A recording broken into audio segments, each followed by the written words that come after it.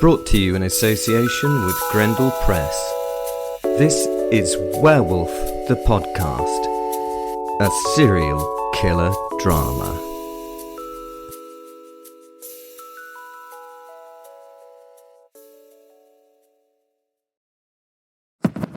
Hi, my name is DJ Buzzy. Hi, my name is DJ Buzzy. Buzzy. Huh? What? You want me to start this week, eh? Alright, you want me to what? Give a little intro and a synopsis of what's happening. Alright, I'll give it a go then. Right, let's talk about what the fuck is happening right here. My name is Bosworth. I'm a genie from back when. Well, back when it was a long time ago. Think sort of far back and then double it, maybe triple it. That was when I arrived on this planet. I don't rightly know, to be honest. I retired a few years ago. It's not something that most genies get to do. You know, I'm supposed to be, forever trying to get a soul and become mortal. But after tens of thousands of years of trying, you just want to wrap it in and get yourself a little pub in the country. We're a bit like the professional footballers of the 80s in that manner. Lucky for me, I could do that sort of stuff. Well, I can't do wishes for me, but I can steer others to do the wishing for me. You see, I found a grey area that was very grey, and all that playing in the grey, you have to colour yourself a little bit. It's a kind of rule of mine. So I got together a group of fae who fancied a settled life in their own little plane of existence, and then I made it for them, and for me, to be honest. And there it was, the little town of Faeton. Welcome to Faeton, the town sign says. Town motto, where every fairy knows your name. It's complicated to explain, but in order to trudge through the bullshit and not have to do too much explaining because you've got your own brains, and if you need explanations, the ones you make up are just as good as what really sort of happened. In fact, they're probably better than the premises this shoddy writer is using. The thing that is happening here in Faeton is the game show. To give it its full title, it's called the Game Show, because demons are not that imaginative. Yeah, demons are as thick as chilled pig shit. I say chilled because although pig shit is not excessively thick at its creation, when brought down to the correct temperature, it's pretty thick. You need a spoon. No, I don't eat it. It's a bit of a delicacy for some fair folk who frequent my bar. No wonder I needed to build my own reality. Can you imagine trying to get that through Elfborn on physical plane? What would you need to be able to do to be able to serve fresh virgin blood and pig poo on the same menu? Sorry, I digress. Anyway, to cut a long story to a medium-ish one, this Faeton is an ungodly realm.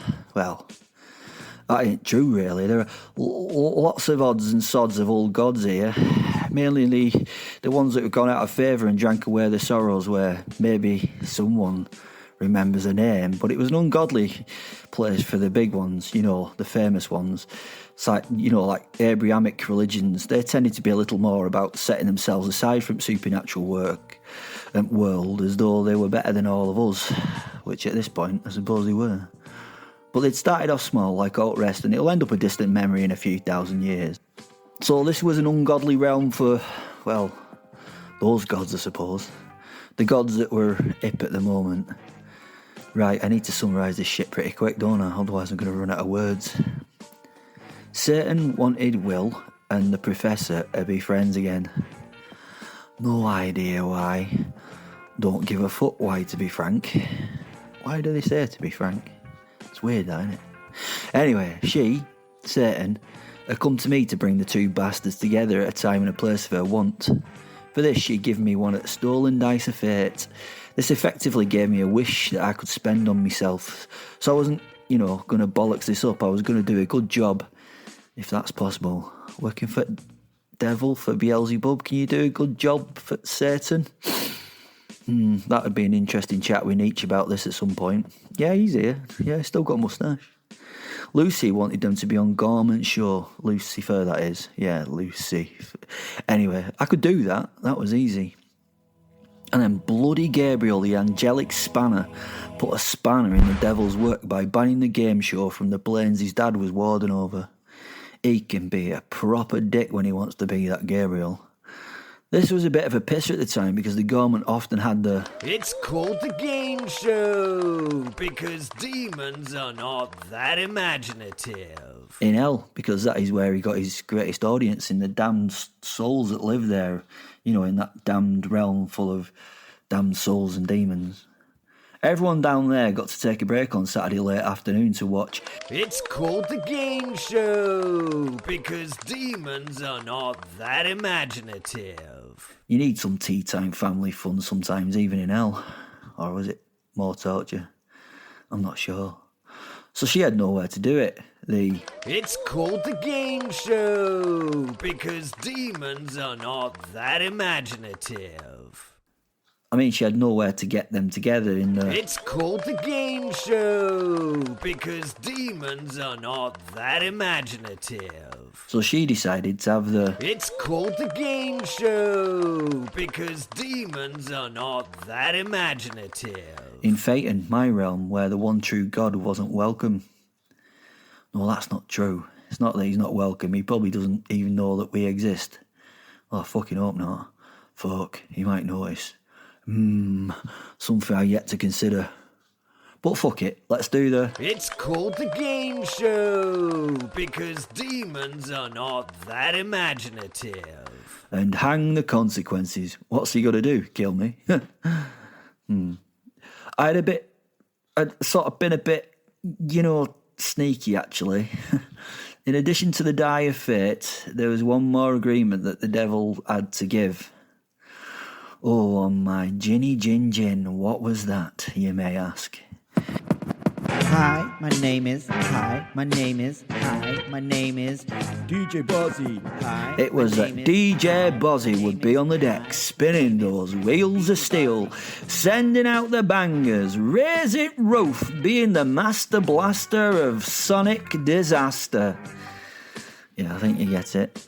So let me set scene. The room is gigantic. It's like a gigantic hall that I've built with my mind after seeing Carmen in '87 at the Albert Hall. Yes, we're having a game show in Albert Hall. Audience is huge, so we can do that. And I sort of remember it from 1987-ish, so I've done my best. The audience is massive, and full of fair demons and others.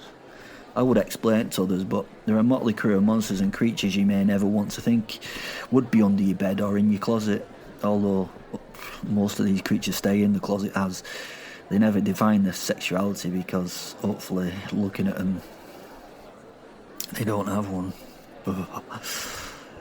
Keeping the crowd baying or at bay, whichever you choose, was a herd of fresh succubi, leather-clad lolitas with whips.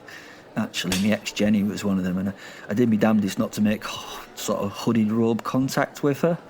I can't make eye contact. I don't have eyes, you see. Eyes, you see. Get it? Sorry.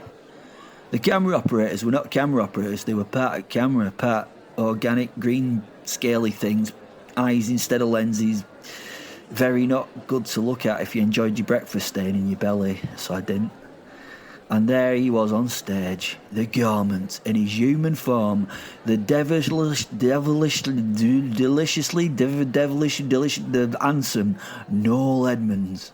I was bloody starstruck for a moment. Well, who wouldn't be?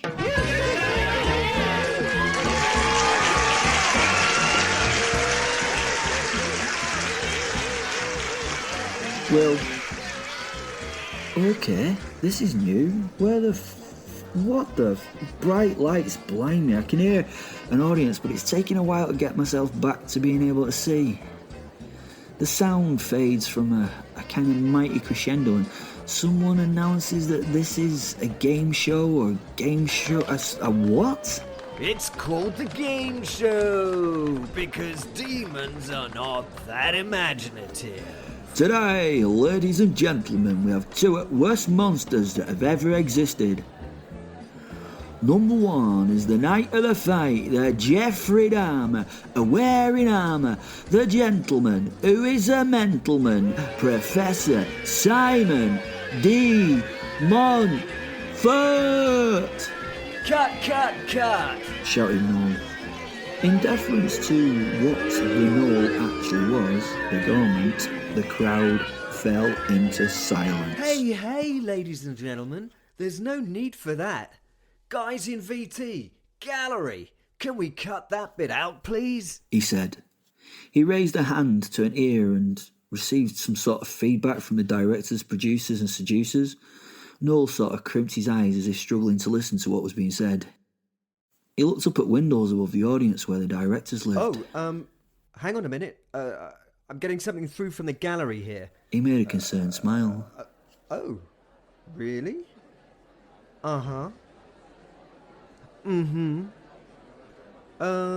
Yup. Okay. After some information from the gallery, it turns out he really deserves it, so let's get back to it! Run, VT! The boos resumed. I looked around and we were on some kind of set, a game show set. The colours were migraine-inducing and discombobulating, strange mixes of reds, purples and blues. The floor is a shiny black and there are like 4 half camera, half creature things around us that are focusing on us, but I don't really want to focus on them. Oof. The creatures of the audience and the crew are a mix of whatever. I imagine that this is a sample of the whole of the supernatural pantheon of beings. Some I recognise because I've been lucky enough to meet them and sometimes eat them and, beat them. Some could be whatever they could be. I won't go into great descriptions. Use your imagination to think about what I say. Yeah, I know, lazy narration, but I would be here for a few episodes trying to describe these fucking things. Noel Edmonds is standing in front of me. I couldn't see his face, but there was no way that I could not recognise that coifed hair and that voice. I was brought up on Noel Edmonds from the swap shop of my youth to Noel's house party. That was sort of when I was older, to Deal or No Deal. He's been a massive part of my nostalgic past. And then I turned to my right, and there he fucking was. The fucking professor on a fucking giant gold sparkly fucking throne. Above his head was his name and the bloody title. Professor Simon de Montfort, the genius behind the genocides. I leapt from a seat and ran at the professor. I was thrown back into my seat by an invisible force that felt like it nailed me there through the chest. The crowd went wild. I struggled looking around the room for what or who was doing this. In the corner, hidden slightly in the shadows, was a golem-like figure. It giggled and then revealed itself. It was Paul fucking Daniels. No, it's not Paul fucking Daniels. Fucking isn't his middle name, it's just Paul Daniels, Jesus. Who is Paul Daniels? I'm sure we've explained this. Well, he's another stalwart of weekend peak time TV in the 80s. He was a magician who had been on a mission for a long time. Yeah, bought his wife. It's quite interesting.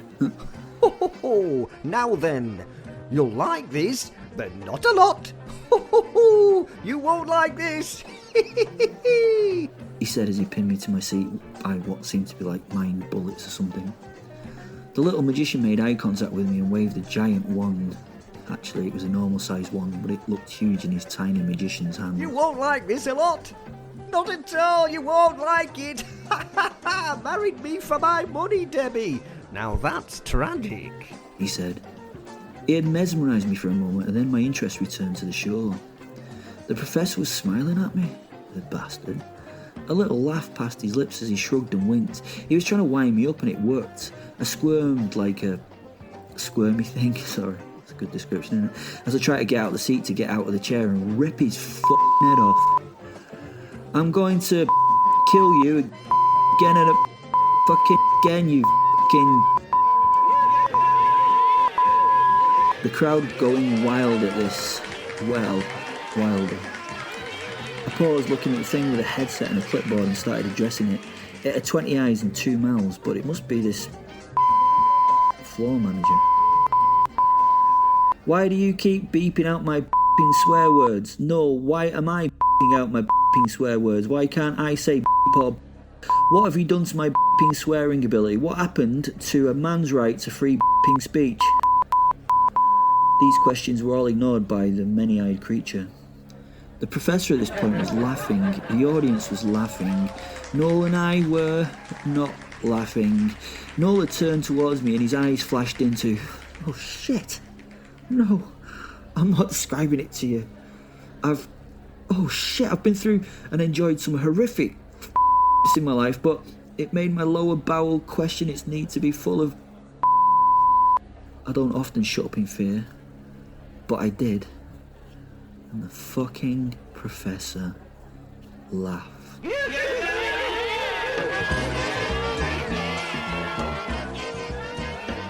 The professor. Well, this was utterly befuddling. I was sat in a TV studio on a giant golden throne. This must be the Demon Gameshow. I'd heard of it, but not seen it. It was the most watched TV program across the plains, with the souls and soulless of hell and the supernatural planes being the main audience. As my eyes settled on being able to make stuff out after the blinding lights of the opening credits, there he was, the mighty Gormant himself, Mr. Noel Edmonds. Oh, that beard and hair were built and manicured to perfection. I looked to my left, and there was Will. He was bloody angry. No wonder he was. He was sat there in a Stone Island jacket and dirty grey jogging bottoms. Bare feet. Not like Will at all. This was hell. For Will, this was utter hell. Today, ladies and gentlemen, we have two of the worst monsters that have ever existed, said the announcer. I recognised his voice too. It was Bosworth. It was bloody Bosworth. Number one is the Knight of the Fight, the Jeffrey Dahmer, a wearing armour, the gentleman who is a mentalman, Professor Simon de Montfort. Cut, cut, cut! Shouted Noel Edmonds, and in deference to what he was, the crowd fell into complete silence. He raised a hand to an ear as he received instructions from whoever was running this thing. Noel Edmonds tried to focus on what was being said. Oh, hang on a minute. I'm getting something through from the gallery here. Oh, really? Uh-huh. Yup. Okay. He made a concerned smile, something he'd been practicing for decades. He was a master of his craft, and it was simply exquisite to witness firsthand. After some information from the gallery, it turns out he really deserves it, so let's get back to it! Run, VT! The booing and catcalling resumed. Naturally, Will had just about got himself together. I could see that he'd recognised Noel Edmonds. Well, who wouldn't? Am I right? Suddenly, and without warning, a quizzical look came across his too handsome brow. He leapt from his beautiful, sparkly throne and got halfway across the stage. He was trying to transform, but he could not. And he was coming at me. He was going to kill me. Again. Here it comes. I smiled at him. No point cowering or fighting him off. So this might hurt, but I would look him in the eye as he committed this murder on live, or, dead, on the telly. Reached for me, but was somehow yanked across the stage and slammed back into the throne he'd come from. Only then did I notice his name above the throne, and a title. Will werewolves and the wolf, who is worse than a world war. This made me laugh, and Will noticed that. Can't say he liked it. He went utterly insane in his chair, pinned there like a moth in Ernest's Lepidoptera collection. I winked at him and tried to placate him with a shrug and my body language, but I think it made things worse as he spewed out as many swear words. No, not swear words. King stupid beeps. He turned his focus from me as he tried to look at his own mouth when it beeped. The beeps must have pissed him off, as he was now directing his wrath at a higher demon of Belzath who looked like a stage manager. It would be interesting to see how it reacted to his verbal attack. Well, it didn't, actually, as it turned out. But Noel turned to him. You know I'm not one for swearing, but I've got no idea what happened. But the will shut the up and sat in a silence at Noel's look. The crowd were made silent by the lash of the whips that the succubi surrounding them gave. Some shut up from pain, obviously, but I think others were busy enjoying more pleasure-filled experiences. I'm not really a leather and pain kind of a guy myself, but I never judge. Actually, that's a lie. The announcer now finally introduced the wolf. Noel's eyes were directed at the wolf, staring straight at poor Will. Our second contestant is the Wolf of Laissez-Faire, the non-stop killer thriller and here for your simple abusement. Will, the Wolf the Beast, rang out over the cheers of the crowd. They started cheering all the more. But I had a weird moment when I thought this was strange, but then I realised all the things in the audience were cheering and clapping for him. He was the hero. The hero. Probably for the first time in his miserable, vicious existence. Bozzy. I had introduced two contestants and there had been a moment when Will had tried to get to Professor. It had only been a moment though, as the mighty sorcerer Paul Daniels had slammed him back in his seat. I could tell Will did not like it. Not a lot, as the Daniels may say. Then after some introductions to audience, it was time for first round. If you've not seen... It's called the game show, because demons are not that imaginative. Then basically there's a simple system. It has to be simple. Have you ever spoken to a lesser demon? Not brightest sparking firmament, I'm afraid. And then on rolled the Wheel of Judgement. This is one of them upright wheels with numbers and categories on it. You spin wheel and it slows down to stop, with a finger of one of the damned ones pointing at the category chosen. You see, simple. Even a creature with an IQ of a slug could get that concept. Some demons did not get it because they were a bit too thick, but they liked the pretty coloured spinning thing. The audience gave them ooh as the wheel was positioned in centre of stage. The Wheel of Judgement. Yes, said Noel as he waved his arm in its direction. It started to flash and iridesce. It was right lovely and a bit hypnotic, which was a worry. I finished the wheel introduction theme and sat back waiting for the fun to begin. On this wheel are the categories for our two baddies. Boo came from the audience, and Noel had to get the succubi to whip the crowd out of their frenzy. The wheel has categories on it to help you find out which of our two baddie contestants is the biggest bastard of them all. Signs were lifted by the she-demons with whips, and those that could read clapped in crowd, while those that could not copied the peers before they lost an eye to the succubi's iron-tipped whip. Let's introduce the flower with the power, the lady who will expose the shady. It's the beautiful Miss Debbie McGee. There she goes. That's my wife. That's Debbie McGee. 35 years, my glamorous assistant, but married me for my money.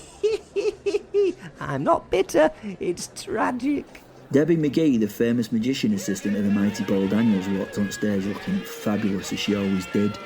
The crowd went wild, and a crowd like this going wild is a thing to see. There was like frothing at the mouth, and then there was frothing at frothy bits, and there was general, let's just say, frothing, which was soon battered out of them by leather-clad demonic ladies who put down their whips and were now using catapods to settle the crowd.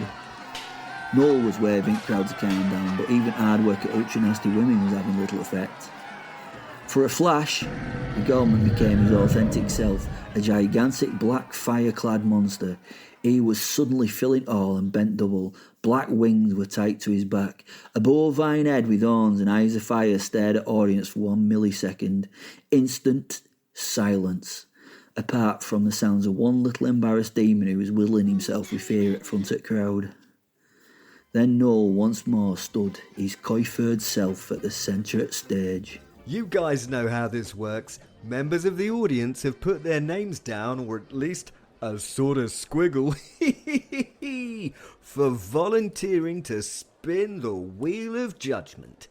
If they pick the category that proves which of these two evil sods is the biggest bastard, they're gonna win this. A petition went back and beautiful Debbie McGee was already presenting the used and abused dartboard with 2.5 darts. That was the prize, and I announced it. So let's have a look at some of the categories on this crazy Wheel of Judgement, said Noel. Out of the 12 categories, we have 2 that are just for our victims. Oh, did I say victims again? I've done it again, haven't I? Oh, I don't mean victims. I mean volunteers from the audience. Get me. Those categories, should they choose them, would mean instant destruction. The crowd oohed. Other categories on the board are, well, let's head over to Bozzy for the other categories. Bozzy, it's over to you. Run VT. The wheel span and landed on. This evening, ladies and gentlemen, we could hit the best fight category if you're lucky tonight. This category tells us which one of these gentlemen has had the most kills in one fight. Good or bad, I will let you decide. The wheel was spun again and the clicking finger stopped. Sent to hell. This category counts number of souls the contestants are sent to hell. Should they feel guilty? Hell knows. The wheel was spun again. Oh, this one is one of my favourites. One of the favourites of the show. The sin bin. How much sin has our contestant been in? Back over to Noel. The audience clapped and cheered. Okay. Let's choose our volunteer to commit the fear of the demons we have here, said Noel. Debbie flashed in a shitty magician smoke next to Noel holding a top hat.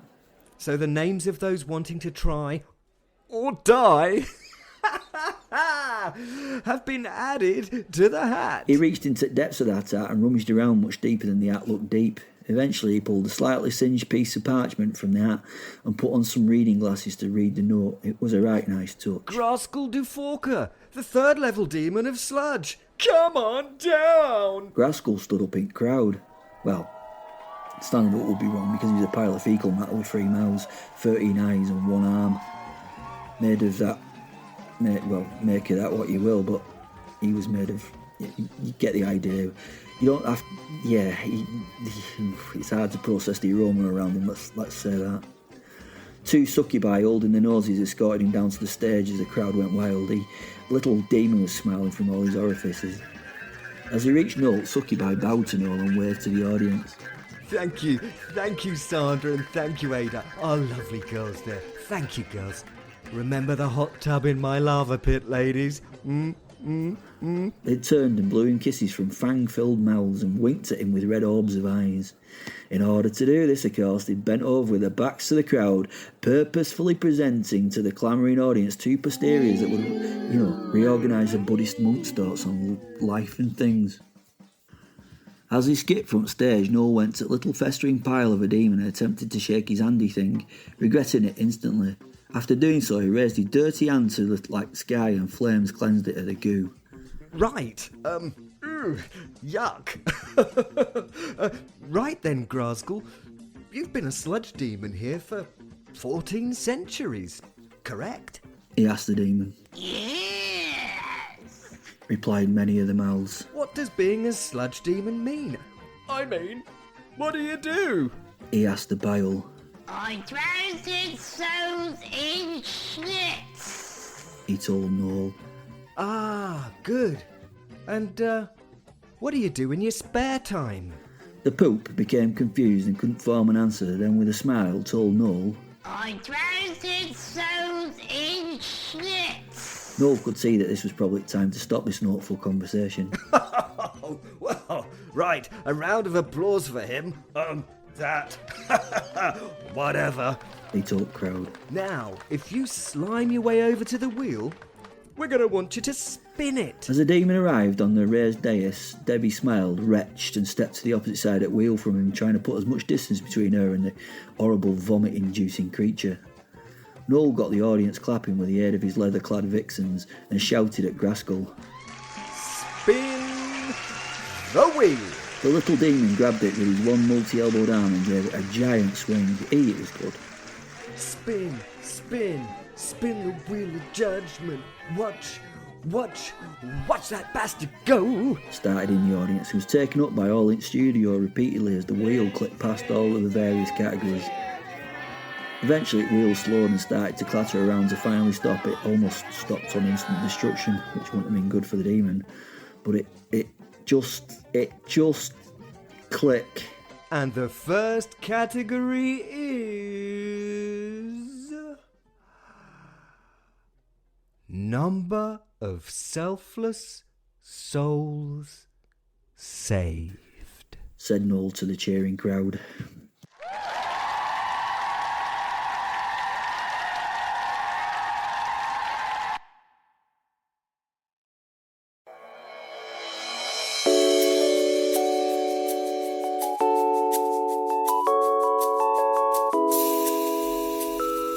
Brought to you in association with Grendel Press. This is Werewolf the Podcast, a serial killer drama.